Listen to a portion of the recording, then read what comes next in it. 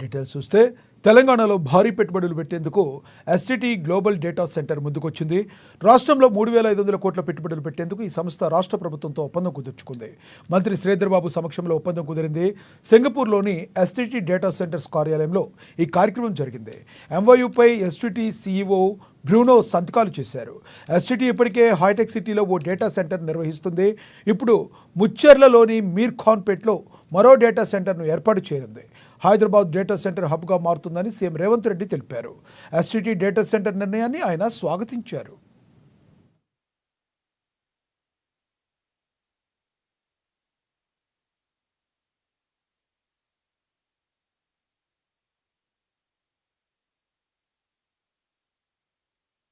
$3,500 కోట్లతో Singapore company AI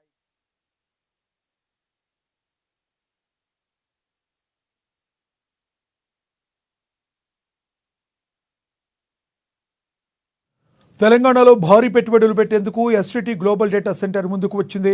రాష్ట్రంలో 3,500 కోట్ల పెట్టుబడులు పెట్టేందుకు ఈ సంస్థ రాష్ట్ర ప్రభుత్వంతో ఒప్పందం కుదుర్చుకుంది. మంత్రి శ్రీధర్ బాబు సమక్షంలో ఒప్పందం కుదిరింది.